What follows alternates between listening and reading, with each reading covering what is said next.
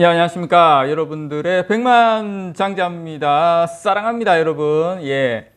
삼성전자, 오만전자 이야기 계속 나오고, 물론 지금 현재 오만전자지만 4분기 영업이익이 전년 대비 반토막 났다. 뭐 이런 이야기 나오고, 4분기 뭐 다 이제 끝났지만, 그런 이야기 계속 나오면서 주가가 저는 이제 바닥이라고 보는데, 여기서 뭐 빠져봐야 얼마나 더 빠지겠습니까? 바닥인 상황에서 계속 안 좋은 뉴스, 물론 좋은 뉴스도 나오지만, 자, 여러분들에게 이 영상을 보시는 분들께 새로운 인사이트를 제가 하나 더 드리도록 하겠습니다. 지금 위치를 잡아가야 됩니다.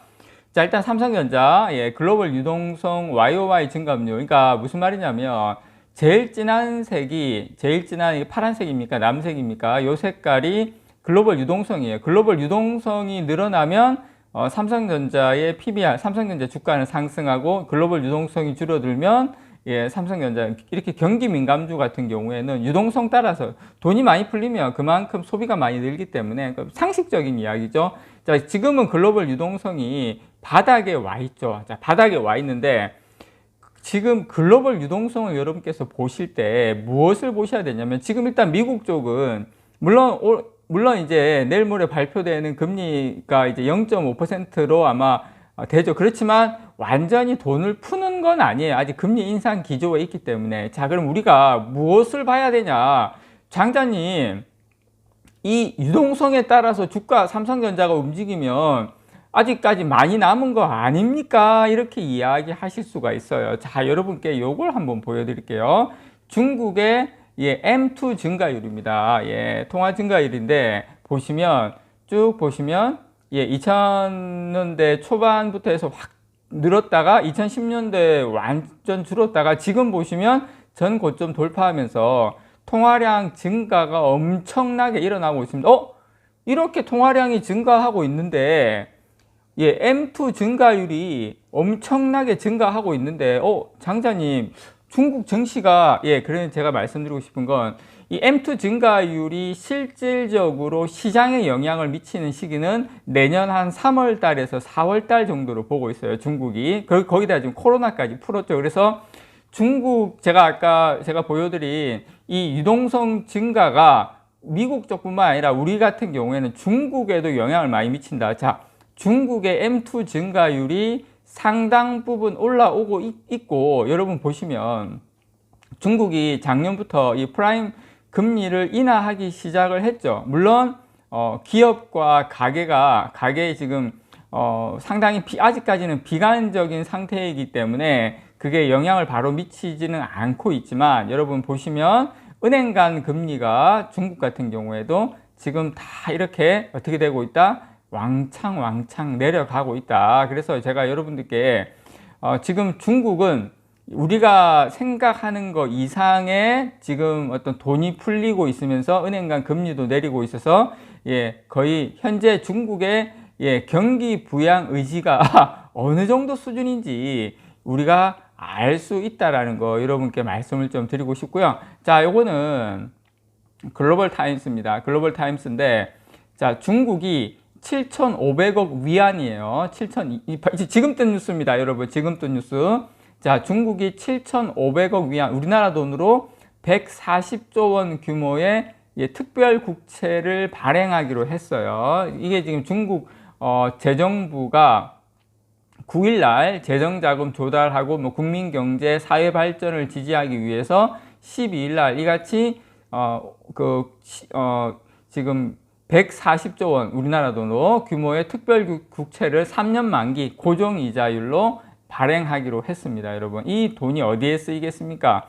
바로 중국의 경제 성장, 그 다음에 어떤 국민 경제, 사회 발전 이런 쪽에, 재정 쪽에 왕창, 한마디로 말해서 통화를 많이 늘리겠다는 거예요. 그래서 저는 여러분들에게 지금 계속 지금 이렇게 하고 있다. 지금 중국 정부에서는 우리가 생각하는 것보다 상당히 많이, 예전에 언제 했었냐면 중국이 외환위기 때 98년도, 그 다음에 2007년도, 그 다음에 2020년도 코로나 때, 자, 요때 보면 중국이 이 특별국채를 발행한 적이 지금보다 딱 3번 있는데 98년도 우리나라 이제 나는 F다 때, 그다음에 2007년도 여러분 리먼 브라더스 사태 때, 그다음에 2020년 코로나 때, 이때 이후에 특별 국채를 발행하고 난 이후에 1년하고 혹 1년 반 이후에는 주가가 상당히 폭등해 있었다. 그만큼 현금이 많이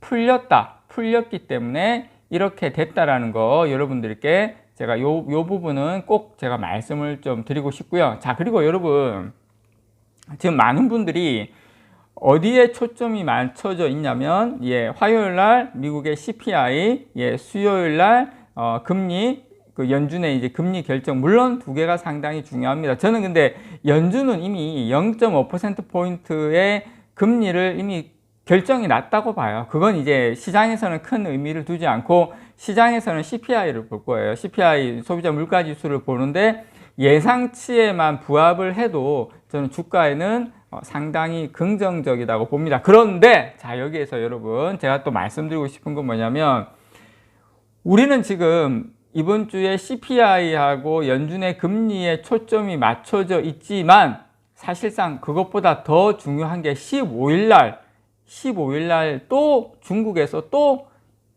여러분 어마어마한 걸 준비하고 있습니다. 2023년 중국 경제 운영 방침을 결정하는, 내년도 중국 경제 운영 방침을 결정하는 중국 공산당의 중앙경제공작회의가 15일부터 개최가 돼요. 오늘 15일부터 개최가 되는데, 이때 지금 이야기가 흘러나오고 있는 중국 쪽 그 소식을 보면 부동산 시장을 부양하기 위한 추가 규제 완화 정책이 발표될 것으로 지금 알려졌습니다. 부동산은 중국 경제의 사실상 바로미터죠. GDP의 30%이기 때문에. 그래서 중국은 또 한 번 더, 지금 여러 차례 부동산 시장 부양 이런 규제 정책이 나왔는데 또 한 번 더 나온다라는 거 여러분께 말씀을 좀 드리고 싶고요.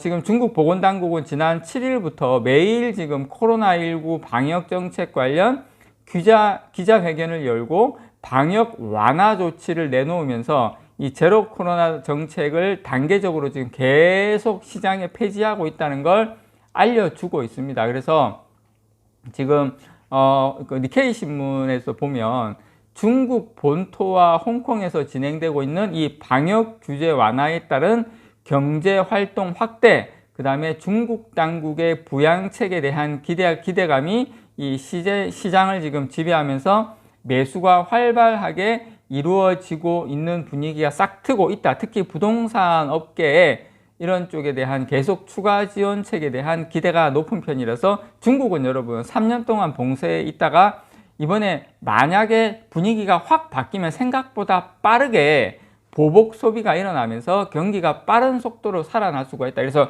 우리는 지금 저는 그렇게 생각을 해요. 이 중국의 이 M2 증가율이 급격하게 늘어나는 것이 우리 YOY 글로벌 유동성 증감률에 영향을 미치면서, 거기다가 내년 하반기 되면 또 미국도 아마 금리 인하를 할 것 저는 봅니다. 그러면서 주가는 이미 정해져 있다. 다만 바닥에서의 부침은 어쩔 수 없다. 저는 이 부분에 대해서 여러분들에게 말씀을 좀 드리고 싶습니다. 이상 여러분들의 백만장자였습니다. 사랑합니다, 여러분.